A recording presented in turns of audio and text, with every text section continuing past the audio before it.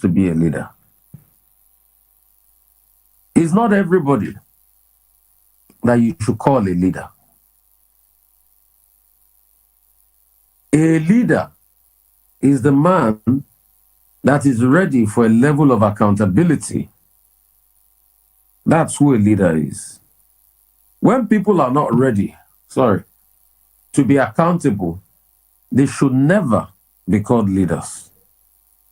The problem with Nigeria today is we have a lot of people that will never be accountable in their own internal lives, and they want to be called leaders. So you start to have a problem. There is no how, there is going to be a disconnect. People that do not know anything about accountability, those are the people that are leading us. And that's why society is the way it is today. So number one important ingredient, a leader must be accountable. A leader must stop selfish interests. Very important. A leader must stop selfish interests. The question is, a society where the leaders are more concerned about their own interests over the interests of the citizen, that society will never grow. A society where the leader upholds the interests of themselves over the citizen, that society can never grow. A society where the leader thinks of their own welfare over that of the people, that society cannot grow. A society where the leader sees the people suffering and him and his people are showing an optics of enjoyment, then the society cannot grow. A leader must be the number one person that is constantly ready to sacrifice for the next generation. A leader must be the number one person that is constantly ready to sacrifice. If you have a country where the leader is accountable, where people are hungry, the leader too must be hungry. When people are hungry, the leader must also be hungry. You can't have a country where the leader is feeding fat and the people are hungry. Because the leader, the day he became the leader, he has decided in his mind that the welfare of the people will be his number one priority. The welfare of the people will be his life work. So there is no how if people can be suffering and the leaders will be happy. There is no how. And it's not just about the leader saying that, oh, I care about you. You must be able to feel it and see it. If you are not seeing it and feeling it, then the word of the leader does not match the reality of what people are facing. There must be a way where what the leader is saying is matching the reality. The leader must constantly match his words with reality, not empty promises. Another important trait of a leader is that a leader must not promise what he cannot do. If you know you can't do it, don't deceive people. Don't deceive people because you want something from them and you deceive them. Don't deceive people. Don't say things you can't. If you know you cannot make their life better, don't tell them you can make their life better. As a leader, you must be very careful because your word is a bond. And if it's not well channeled, it can cause chaos. If you cannot make their life better, don't deceive them. The greatest disaster of a leader is saying things and not doing them. When a promise starts to linger for too long, it becomes lies. So as a leader, when you said the same thing you said last year, and as at this year you are still saying the same thing, you are still making it as a promise, and you are not doing it, people cannot trust you. And when they don't trust you, your word can never be meaningful in their eyes. And when your word is not meaningful in their eyes, they will never take you seriously. If you want people to take you seriously as a leader, do well for the people. How do you do well? Do not promise them the things you cannot do. Do not promise them the things you cannot achieve. Do not lie to them.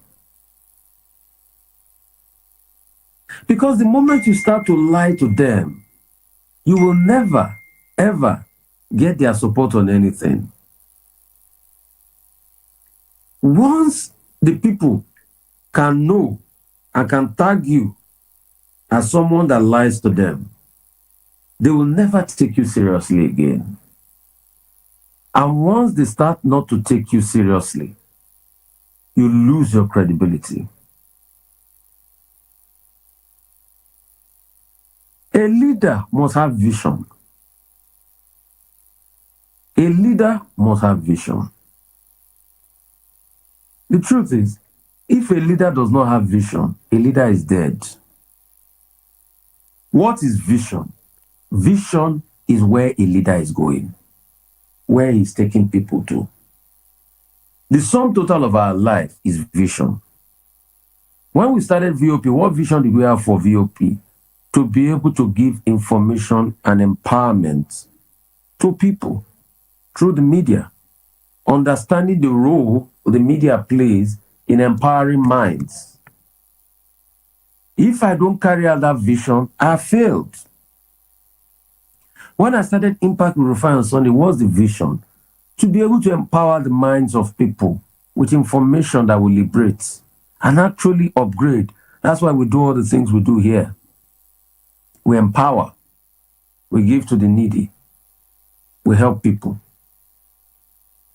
If you, as a leader, do not have vision, then the question is, what success do you want to achieve? There's nothing. As a leader, if you do not have vision, what goal do you want to achieve? Nothing. Because you just keep going around in circles. And as a leader, when you don't have vision, that's when you keep begging people to give you time.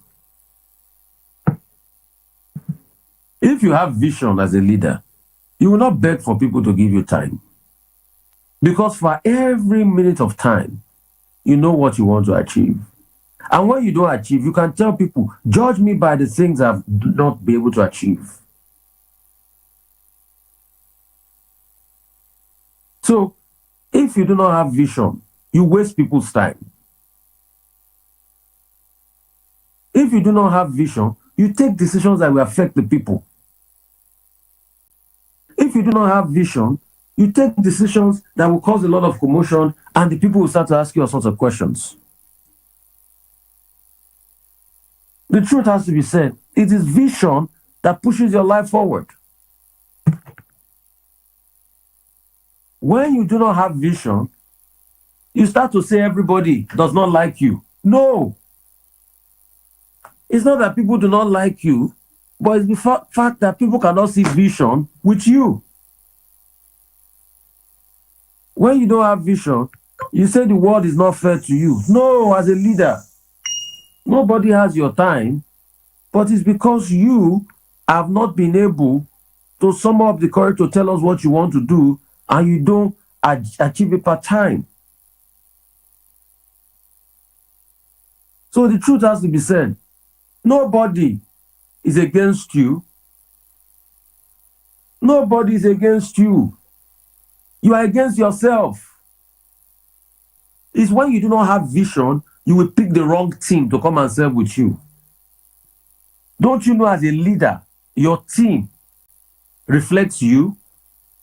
If you put people that are not accountable, that do not have the quality, and you are complaining that people are against you, you are the one.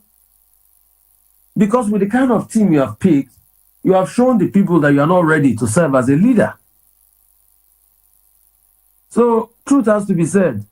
When you lack vision, stop blaming people for your lack of vision. It is your own problem as a leader. You've told them constantly that you will do X, Y, Z, but they can't see vision in what you have said. And when you don't have vision, you will never have direction. It's when you don't have direction, you blame people for your problem. When a leader starts to blame people every time for his problem, he lacks accountability. He cannot take responsibility. A leader must be ready to take responsibility. He must be ready to take the joy and the pain. A leader that is not ready to take both the joy and the pain is not ready to be a leader, because he's not ready for accountability. And when he's not ready for accountability, what is next is chaos. He starts to blame everybody for his problem. Empowering minds. So the problem is, we need to understand. If I carry out that vision, I failed. We need to understand what leadership is all about. When I started Impact with Rufai Oseni, what's the vision? To be able to. Because if you do not understand what leadership is all about, then everybody is your problem. Like they say in Worry, you'll be catching winch. If everybody around you is incompetent, there's no how you can do anything competently. Information that will liberate. And actually, if everybody is around you is incompetent, there's no how you can have competence. That's why we do all the things we do here. You will just keep on catching winch. So, the truth has to be said. Your life as a leader must be constantly in check of yourself. Your life must constantly check your action. As a leader, you must also have integrity. People must be able to know who you are. Know your origins. Know what you stand for. Know your background. You must be able to answer questions. People must be able to know who you went to school with and how you evolved. The reason why people want to know that is they want to know what forms your thinking. Because the sentiments of your childhood are also part of the things that form your thinking. So who are you?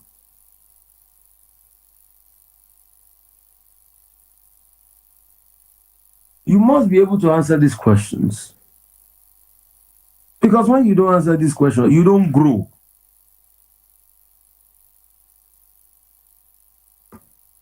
So those are the questions you must answer constantly. And the truth is, as a leader, if you are not ready to answer those questions, you are not ready to lead. Leadership is not for everybody. You see, I know the political system in the world makes leadership about influence and money, but it's also a very warped system because it doesn't throw up the very best of us. The people with the best leadership capability does not always emerge. It's about only people that have the interest and they have the capacity to be able to build entourage. But you see, the truth is, life is deeper than that. Life is way deeper than that. So these are the things. You must know that you will give account of all your actions as a leader. It's not a walk in the park. We give to the needy. It's not a walk in the park, your work as a leader. You must know that you will give an account. Truth has to be said. There is no leader that is not going to give account of everything they do in office. So when you are called upon to give account, what are you going to do? What are you going to say? How are you going to be able to exhibit that level of leadership? What's the capacity to be able to give account? Those are the questions you need to answer. My phone lines are open this morning. We're talking leadership. 0818-099-1991. 0818-099-1991. Leadership. I've been battling to get on Facebook this morning. I don't know what's happening. The signal is very, very bad. I don't know what's happening. Internet, very, very bad. Please call us up on the phone lines. Very bad. Very bad. 0818-099-1991.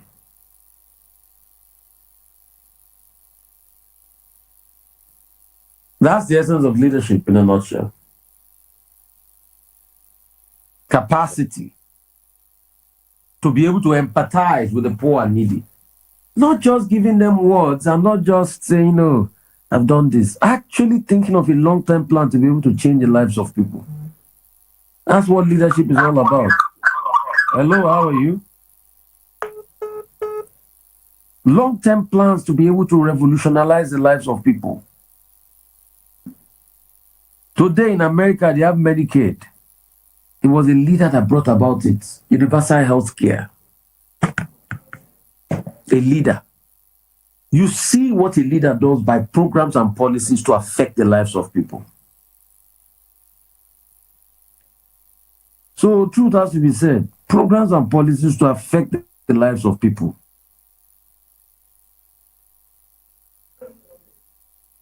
If the programs and policies are not affecting the life of people, then you are not fit to be a leader.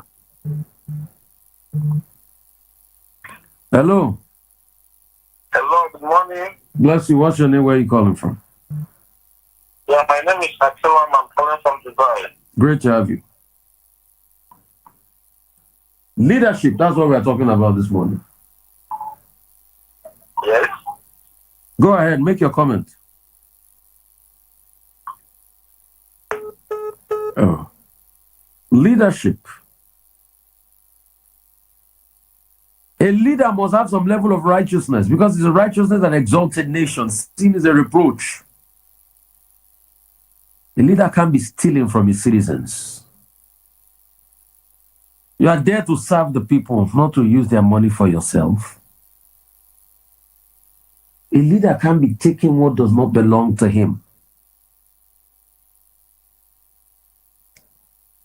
So you must be able to ask those questions. Because you see, when people come to you and say they want your vote, you don't ask enough questions. You think it's just about money. No, hello, how are you? Hello. Great to have you. What's your name? Yeah, hello. I can hear you. What's your name? Hello? Hello? Hello, Mr. Rufai. Great to have you. What's your name? My name is Dimeji Akonde. I'm calling from Lagos, Nigeria. Great to have you. Bless you. Thank you, sir. And I want to commend you for a good job well done, sir. Thank you, Dimeji. Talk to me. Yes, you are talking about leadership. I just have one or two opinions to share on that. Yeah. If we cast our mind back to the time when the president was giving his manifesto you of what the wife said to the whole nation when she was addressing the nation. She said her husband has his own money, that they are not ready to touch the nation's money, but they are just there. They are coming there on that seat to help Nigeria grow better. But also surprisingly, when they got on seats, they used the nation money to purchase a presidential jet, also a yacht, and all that to fix their office. And as a matter of fact, that is not a good sign of leadership. If you really want to help the nation, why can't you use your personal money as claimed by your wife, the first lady? No, but I think the nation also has a problem. We live in a society. Can I hear you out on that? Yeah, when the president wife say they have their own money, if it's a thinking nation, the first question the nation will have asked is how did they make that money? Exactly. So it's not a thinking nation. When we are not a thinking nation, we fall into problems and we blame the world. Exactly. Everybody saw the challenges coming, but because when it comes to elections, we turn it into religion and ethnicity and division. So we don't ask the question. The first question that a leader, we must know his educational qualification. We must know where he went to school. We must know how he made the money he made. We must know his track record and his ascendancy. But you see, when we put all of this in other sentiments, and we don't go through the process of question asking before leaders emerge, when you have the problems, then you start to ask questions, but you saw it coming. It's just like a man dating a woman. Yeah, that saw the red flag, but he said love the sweets. But when now heartbreak go open your eye. Exactly. So I think people don't have a right to complain. What they can do now is open their eyes. But the question is, will their eyes be open? The Nigerian eyes I know had never been open. It's never been open since 1960. Me, I'm a man of truth. You know me. It was this in the same country that you had politicians that stole money from governments in the 60s, 70s, 80s, and nothing was done. So will the eyes of the people be open? I doubt. The people are not ready. Until their eyes are ready to be open, their life will never be better. And again, sir, I think where there should be a necessary protest, where protest should be coming in, is when a politician is being alleged or is being caught stealing the country's money. I think people should rise and protest against. No, but the truth is, people's eyes too will not open. You know why? Because they too are benefiting. So where they are benefiting, they deliberately close their eyes. And that's the country we live. So yes, so when people steal money, the first thing they will say is leave him, is for my tribe. So as long as we have tribe and religion, not about realistic thinking, then forget it. Okay, take for instance, we are protesting about hunger. People are bringing sentiments of Russia into this now by carrying Russia flag. What's the meaning of that? So you can see all sorts of sentiments. So we are not, so you see, as long as the followers are not ready, they will continue to have bad leaders. My brother, that's just it. That's what leadership is about. Hello, how are you? Hello, good morning, sir. God bless you. Yes. This is Chike calling from Apapa. Great to have you, Chike. Yes. If leaders in this part of the world were to forced to act according to the definition of leadership, believe me, No, we don't. Chike, we don't have leaders in this part of the world. Don't even say that. We don't have leaders. We don't have leaders. Don't even say that. We don't have leaders. None of them will attempt to contest for election. Yes. But not that Nigerian leaders don't know what to do to help their people.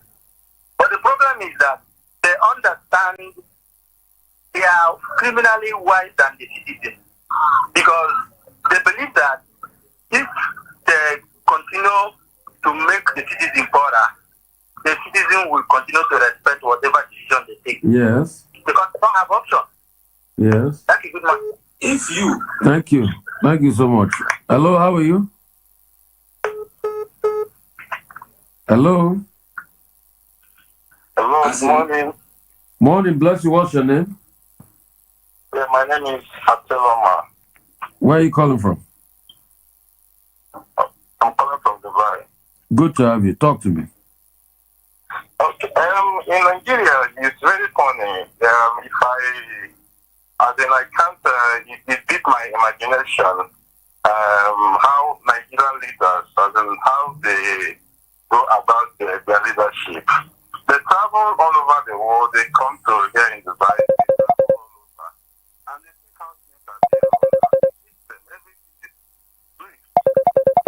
Why can't they just replicate? Try as much as possible to replicate the same thing they see outside. So it beat my imagination because I believe leadership has to do with character. There should be transparency in leadership. You understand? For instance, they say about the subsidy. We haven't seen anything. It has never reflected. Like we thought by now we should have felt the good effect of the subsidy, like giving the money for infrastructure, making the petrol available. But we have not seen all those things. So it's just like we are doing nothing. It's just like they're saying another thing and they're doing another thing. So it's very, very big my imagination. It is well. Bless you so much, my brother. The truth is, things will only continue except the people remove tribe, religious and ethnic bigotry, and scrutinize whoever wants to emerge as leader and say, I don't care about where he's from. But I doubt that will be possible because everybody wants an affiliation one way or the other. In fact, just try and look at how leaders even emerge in the house of God, church, mosque, or traditionalists. A lot of politics that go on. So even if in the house of God, you have this level of tribal politics being played, then how much more a larger context of a nation? So the truth has to be said. You see, for a nation to move forward, we have to purge ourselves of our own personal bigotry and challenges. I played a message last week, and I was going to play it this week again, about the challenges Nigerian students are going through abroad. I just hope there's been a reasonable solution to the matter.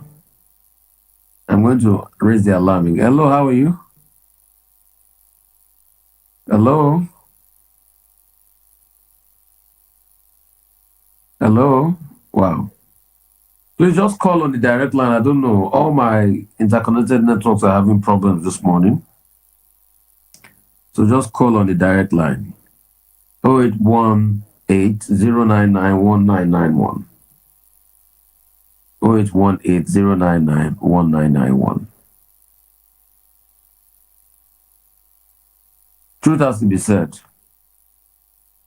A country where the leader cares, you will know easily. The people will be happy. They will have a good time. A country where the leader does not care, you will know easily. The people will be sad. Hello, how are you? Hello, good morning, sir. Great to have you. What's your name? I am Ife from Ebeda. Great to have you. Talk to me. We are talking about leadership, and we are mentioning something, casting the blame. You say a leader supposed to have at least some profile that people will look onto. You have the vision, which are the written. If there's something we are just trying not to cast the blame on the people. If you remember from the inspection of all these people cried out, people lamented, people were agitating that all these things they are telling us, the certificate from the session that we are all live. But nobody paid attention. Nobody talk. All these whole blame are the same is from the inlet. They are the people that deceive this nation. They are the people that kept us in this slavery we are in today. Because right from the primary, if you can remember, everything was based on lies. Okay. You rightly say Madam, you know why I blamed everybody? Let me tell you this. Why the good people were speaking up, there were other people too supporting a lot of the activities going on. The truth is, if we do not have a nation where everybody can collectively call out evil, then we are not ready. As long as there were people that were supporting what they were supporting because of their own ethnic benefits, then there was no way our nation was going to move forward. And those are the generality of people I'm speaking to today. You know what was wrong, but because of your own benefits, you plunge everybody into evil. You think God does not watch you. Your conscience will speak. You know that this person, you know what was going on. Exactly what. So that's why I say it was still people that went around and say, oh, it doesn't matter. So that's the capacity of the problem we have as a society. So that's why I'm saying people. I know what I was saying. I'm not saying for people like you that defended justice. I was saying people that saw injustice and defended injustice. People still made it happen. So the truth is, that's justice. So is the conscience of those people I'm speaking to today.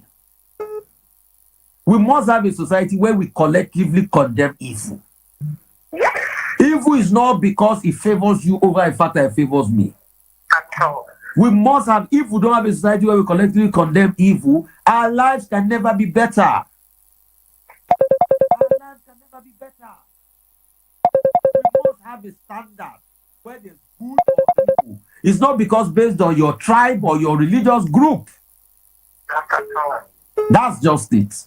So I'm picking the conscience of those people this morning. Bless you. Hello, how are you? Hello, good morning, sir. Great to have you. Yeah, good morning. Good morning. Thank you for the good work you are doing. Bless you. Bless you. Yeah. Yeah, this is Akaja from Okota. Bless you from Okota. Yeah, my brother Oseni. God bless you once more. Yeah. You see, you are talking about the leadership. But what you are saying is the truth. But for how long can we keep on deceiving ourselves with this very leadership? You see, the system we are running in this country we call Nigeria. See, there's no how we can manage that they can work. We cannot work. You cannot take me. See, in this country, we have different culture. We have different ethnicity. We have different religion. Yes, we know what we are supposed what we should have. This is making this. We have been managing this very system. It is not helping us. Okay, look at this protest and look at the way some people done it. Some people ethnicize it. Look at this. Okay, when we are supposed to protest, we are not protesting. How can you tell me in a country where people are hungry that somebody use 21 billion naira to renovate somebody's? I'm still looking at that house. You know whether that house covered the whole of Abuja? When this thing really happen, every you supposed to come out on the street to protest. To know the reason why. How can they use 21 billion naira to renovate somebody's house? A former governor that is even in their house before. And then what am I saying? If we need to tell ourselves the truth. In this country, when on the day of inauguration, our president told us, and that very speech was very sweet, that he was removing the fuel subsidy for him to have enough funds to better the life of Nigeria. Then what are we getting at last? We are hearing that the senators, they are having talking in their email. We are hearing that somebody used the 21 billion naira to renovate somebody's house. We are hearing the issue of buying a new check. We are hearing the issue of 90 billion naira for just prayer to hide. That prayer now, when will it manifest in Nigeria? That is my question now. So, my brother, let me respond to you.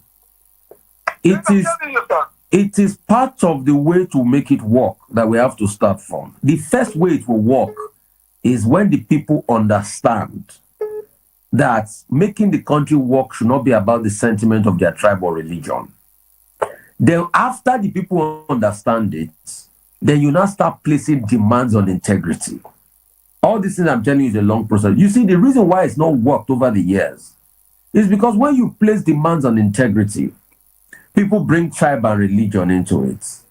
But it is this same tribe and religion that holistically came together to fight against the military, knowing that they were an enemy. Until we have equalized efforts to fight against the situation of division by the political class, then Nigeria will not move forward. I'll give you 3 ways it's going to work. Number one, sensitization. That's what we are doing on the radio. Secondly, speaking the truth. Thirdly, making demands through electoral reforms, constitutional reforms. Exactly. So that's the third way. But those reforms cannot happen except there's a need for sensitization. So what everybody should now be doing to their lawmakers is, at least let's even get electoral reform right in such a way that the law must accept the mandating transfer of electronic transfer of results. Because if that does not happen, you will not be able to block the shenanigans of politicians. Yeah. When you start to make that reform and you cut the salary of political office holders, then you start to see a shift. It is true people that have integrity that will run this country. I believe this country is going to work. If I don't believe it, the day I stop believing this country is going to work, that's the day I'm going to stop coming to radio. That's just it. So the first level is awareness. What is even leadership? That's why I'm pushing this message today. Hello, how are you? Great to have you. Hello, good morning. Blessed to have you. Is that Mr. Rufai, please? Yes, this is Rufai. Oh, good morning. I'm kudos to you, Mr. Rufai. Bless you. What's anywhere you calling from? God bless you for everything. Yeah. Now, Mr. Rufai, there is something I'm saying. What we are expecting, we Nigerians are expecting from Mr. Tinubu, you understand, to address is not even what we are hearing from him, number one. And number two, what is the Russian flag doing there? That is one thing that we need to understand. I don't know what Russian flag is doing there. That's another sentiment. You see, that's part of the problems we are having in this country. A lot of bigotry sentiments. All right? If you remember, that sentiment first came in when you had the crisis in Niger. You know, a lot of them were pushing out those flags and everything, but that sentiment is not supposed to be the order of the day. What we must ask for is the fact that people are hungry. So whatever sentiments they are pushing out and all of that is not supposed to be the order of the day. That's just it. And he did not address anything about the hunger. That is this what all he are saying is not what Nigeria wants to hear. At all. That is not what we want. What we are expecting from him is not what he even came out to Yeah. A president speaking for just 23 minutes to a whole nation. It's not enough for us. That is what we want. And secondly, like I've always said, he needs to grant us interviews, not just speaking. He needs to come out and grant interviews and be able to say more. He needs to be able to talk to us through interviews. He needs to do more of interviews, not just, speaking for some minutes and rehashing promises that are already old. Hello, how are you? Good morning, sir. Great to have you. My name is Ola. I'm calling from Apapa. Great to have you, Ola, from Apapa. It's a player that I'm not putting to be among this caller this morning. Great to have To you. me, actually, much as if I appreciate the way you present your case, generalize issues and putting into straight perspective. There is more to be rhetoric and then pragmatic. So, what affects somebody as a you may affect another person as V in some cases. To me, I look at it that the situation in our country is that we better outlook. But individually, in which way are we all contributing to the progress of this country? Apart from past washing, degrading, rotation characters, and others. We just have to look at we our personal state are affecting this country individually and collectively. I was born in a village. I drink with dust. I can eat cook. I can eat mango in any forest. I drink what's it called, cashew, orange, and everything. When this issue came up, sir, the people selling orange that only the man that they telling that nobody does speak. That is now people are now selling a certain price even in the village. It has not been transported. The orange too skyrocketed. That's just no reason. So let me, if you allow me, let me explain all of that to you. You need to understand what they call the concept of knock-on inflation. when you go and look at rural inflation has increased tremendously because there's a pass-on effect. So for you think that those that are selling orange in the village are just trying to be wicked. They just pluck it, right? No. I'll give you an instance. Do you know that in the village you buy more? When you buy petrol, 6 something in Lagos, if you go to some villages, it's close to 700, 800. I'm aware of that, sir. So what about their own transport cost? So I'm talking those that we use our head to catch from the bush to be our own. No, see, hang on a minute. Most of the time they go to carry. You must also factor the fact that there's a inflation push from the urban to the rural areas. And this inflation goes round. So you cannot particularly blame the villagers that, they want to make life difficult and everything. No. There's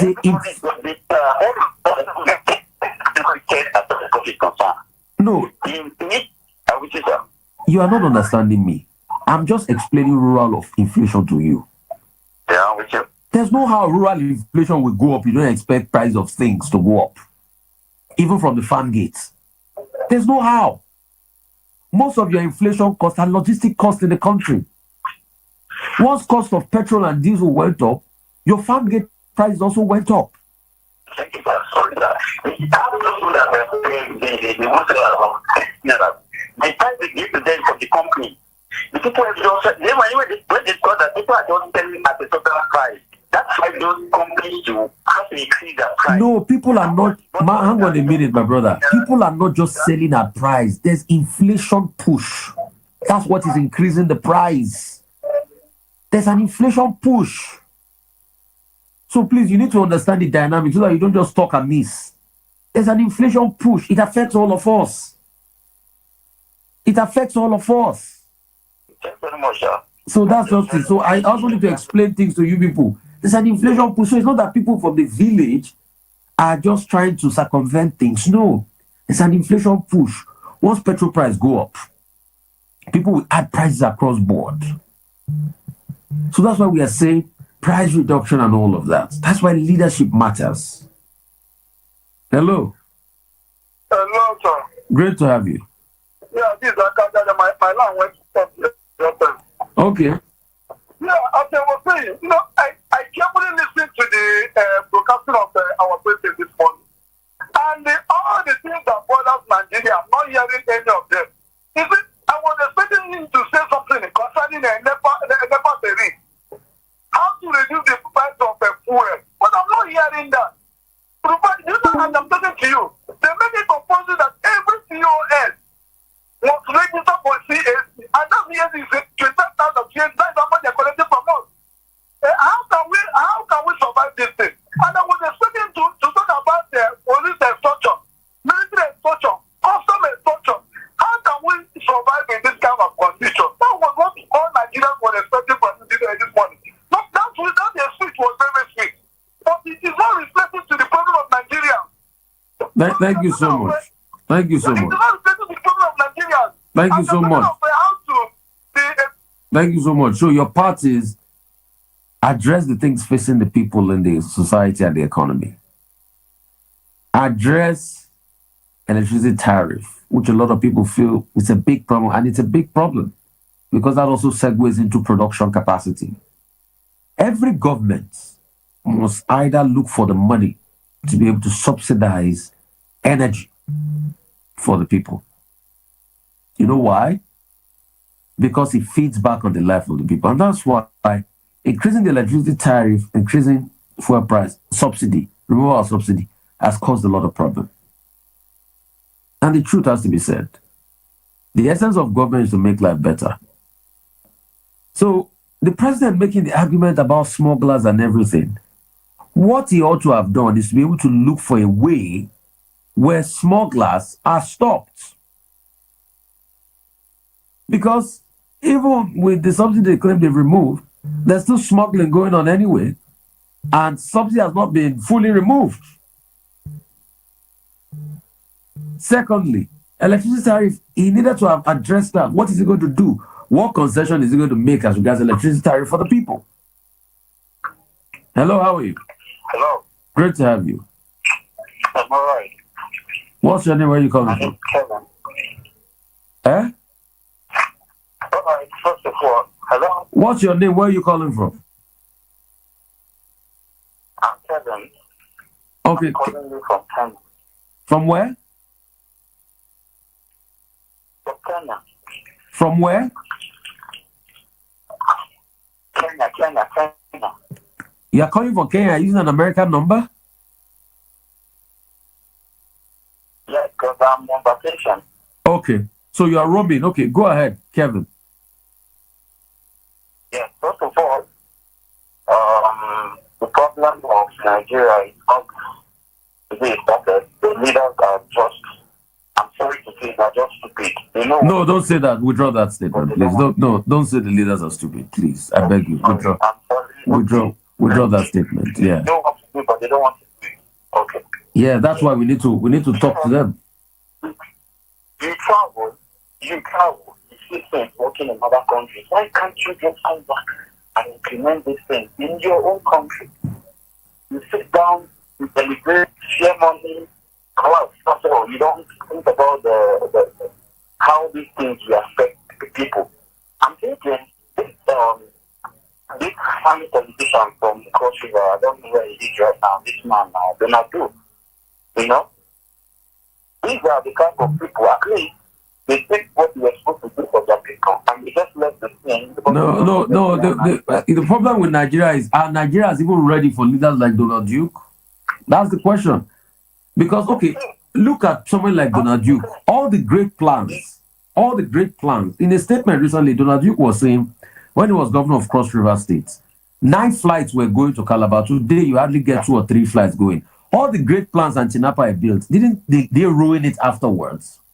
So you see, the question is also the people. The people too matter. The people too, when you look at the kind of sentiments and bigotry, they matter too. Okay, we are talking about hardship and food crisis. Some people are going to carry Russian flag. What's that supposed to mean? As protests, what's that supposed to mean? So the people too are people we need to constantly educate. That's just it. The people too are problems. But the thing is, in years to come, the politician we have now is not the politician we have. So both times we just recycle thought. That's just it. In fact, the question we should also ask, my brother. Yeah. And from there, they give their political whatever and say that. God bless you. You are correct. They can come on there, say whatever they like, threaten the people, you know. Okay, my brother, God bless you so much. You are so correct. You know, we live in a country today where non-thugs are political leaders. So how do we build a society that way? Non-thugs are political leaders. Thugs. So how do we build a society? How do we build a society that way? So if the president is coming out and saying, oh, they've pulled out subsidy, and we are still paying one of the lowest prices here because initially subsidy was removed, subsidy is still being paid at some point because we've seen how they make money for it and all of that. A leader needs to be able to come out and tell us even the truth about the subsidy situation. Secondly, a leader must tell us why NNPC is not even making money as such. Saudi Aramco is declaring huge profit. NNPC is going to take loans every time. What are the systems and how can we improve NNPC? Mining. Why is that illegal mining is going on in Nigeria and crude oil theft is going on? The authorities can't stop it. We've lost millions and millions of barrels in crude oil theft. So we are complaining that the people don't have money, but a lot of theft is going on. Where are all the resources of Nigeria? A leader is supposed to be the custodian of resources. But we cannot get this right when people still think along tribal and ethnic lines. We need to be devoid of that for a nation to grow. I'll play those 2 messages again, all over again this Sunday morning. Something for President Lumumba, understanding democracy in Africa. We're also going to play something about from the interview I had last week with the students. God bless you. It is well with you as you go this week. The Spirit and the blessing of God is upon your life. Bless you all. Thank you.